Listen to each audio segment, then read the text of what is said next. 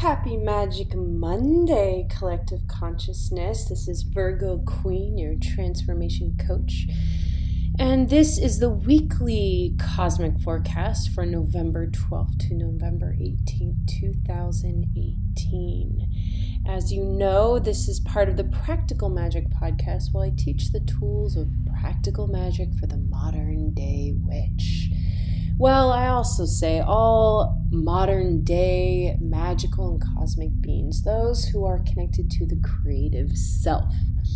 Now, this week, I always like to start off with looking at the moon cycles, and then I call in the goddess that will help guide us, and looking at the tarot to see how our energies will evolve and where we can learn. And then I call in a little unicorn magic. So this week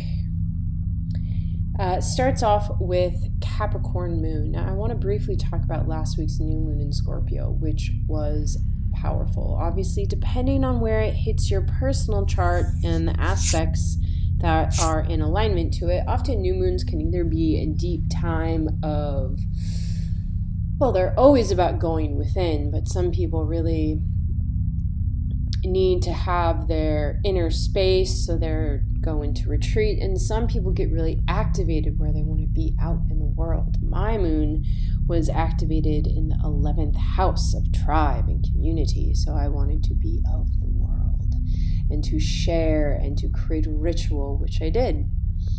And on Sunday, the moon conjunct Saturn, and it was all in Capricorn.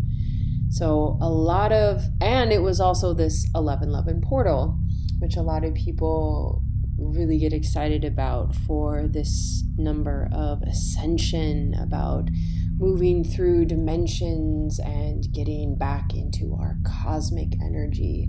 Yet I want to address something here.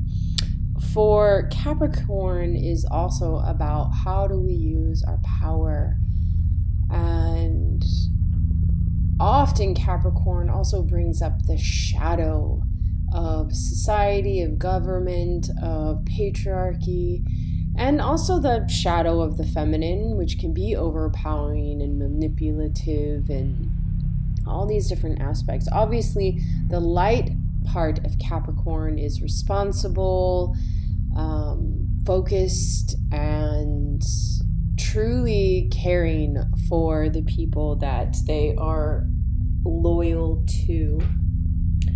So something that this brought up, so moon conjunct Saturn, so a lot of people could have emotional storms or having to put their emotions into work. Obviously, this is kind of the last weekend of Venus retrograde, and all the themes and all the things that have been occurring might have risen. And honestly, it was a place of claiming back our power, speaking our truth, and doing the work that's needed, which sometimes is not easy.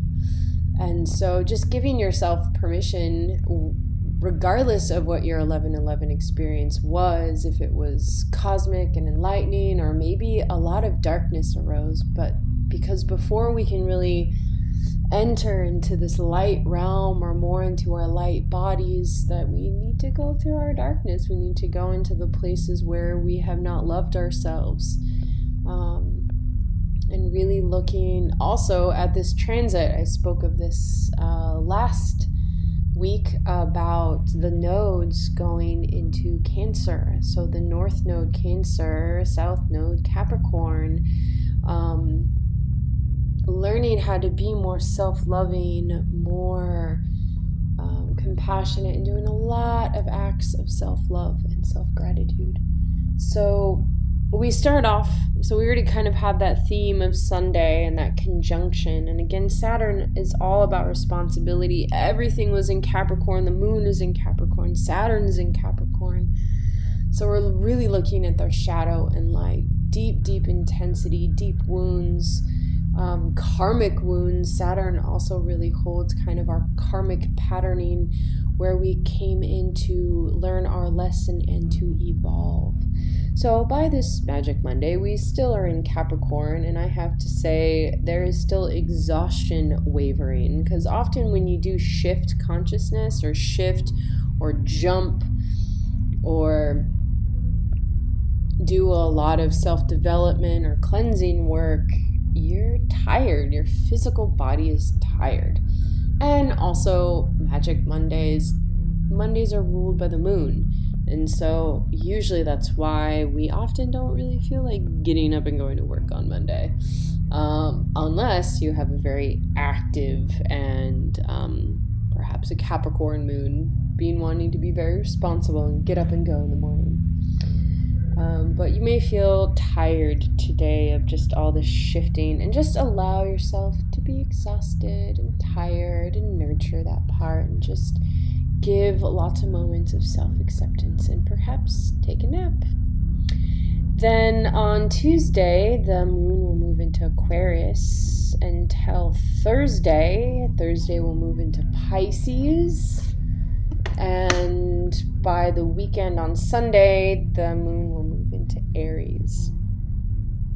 So we start off with wanting to be very responsible, practical, and then Tuesday, Wednesday, Thursday is a lot about visionary work, how to expand, how to revolutionize, how to create new ways of medium.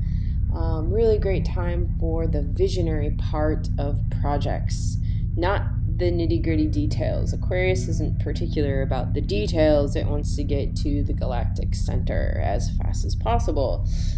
So people might be a bit stubborn and set in their ways, but always just find time to listen, because you never know where these visionary or dream work sessions can really go. Now, by the weekend, we'll be in Pisces, so this is a perfect time for more self-care, self-love. Also, if you want to go into the psychic realm to be more of a medium, doing medium work, doing psychic work, healing work, Pisces is the ultimate healer of the subconscious. So this is also looking at kind of reprogramming the mind. There's all sorts of different ways in which to experience, and also time for art to express. Now, when we express from the subconscious, where all our hidden treasures are really buried, this is the perfect time for self-expression. But I should say co-creation with the divine, for we all live in the divine mind. And when we stay focused and allow ourselves to express itself, then that is our part of being in the cycle of creation. And Sunday will be a time to definitely, it's a fiery moon. Get out and go celebrate and love and connect with friends, or go on your own hero's journey of exploring your inner cosmos. But you'll have a lot of faith, a lot of courage this Sunday. So the goddess that will help guide us this week is Diana, and her message is focused intention. Keep your unwavering thoughts, feelings, and actions focused on your target, and you will make your mark. So often, since we had that powerful new moon in Scorpio, we have some big visions, big things that we want to accomplish. And because the new life has not yet come to be born, there's always the doubts. Capricorn also has a lot of doubts, or if he's not feeling confident, he can feel very melancholy. And it's important to just be okay with what's going on right now and know something will change, shift when you focus your energy. So instead of focusing on the lack, focus on how you can create with what you have, and see how the money, the support, the resources show up along the way. Now, the tarot reading for the week is, the overall energy for the week is 10 of Wands. 10 of Wands is very scattered, so I feel like this is where this Aquarius energy is going to come in midweek, where we're just kind of exploring all the many different parts of ourselves, all the different archetypes, doing a lot of different things, exploring the collective consciousness, and so our energy is going to feel very scattered. But it's time of an exploration, which is an important part for visionary work. Yet the conflict is Eight of Cups, and Eight of Cups is changing our emotions. So many emotions, and it's time to just one by one look at them and see which one serves us and which does not. So if you're having difficulty with too many emotions, or if people are telling you don't have enough emotion, compassion, or empathy, there is always a middle point in between those things. By the end of the week, so this Three of Cups definitely represents that Aries moon energy where we want to go out and celebrate with friends, to be in community, to be in groups, to be involved in a tribe of where we share interests, passions, and desires. Now, the magic card for the everyday cosmic being is the unicorn of expansion. Spread your wings and soar. Share your thoughts and messages and shine your light. Show the world what you are made of. Now, dear ones, in order for you to be a responsible source and have a relationship to the divine, yourself must be nourished. And autumn is really about how do we nourish what has already been cultivated? How can we let go and, yes, surrender the things, but look at how we're feeding our soil. What new seeds are we planting for the next season to come? What thoughts and feelings are we molding into this soil? The soil of our life. You can look at the soil of our emotions, our physical body. So really looking at your vessel. Are you extremely tired? You need more rest. Do you have lots and lots of energy and don't know where to give it to? Express it. Go play with friends. It's always learning about how to be responsible for your energy. You can't be responsible for how other people react to your energy, but as long as you are in true alignment and being responsible for yourself, then you can be a responsible co-creator with the divine. Now, my dears, I know there's a lot of transformation going on, and as you know, I love working with the moon. And I have now started a moon work private coaching where you can get your own astrological session and designed ritual done by me every new moon and full moon. It's only 45 euros a month.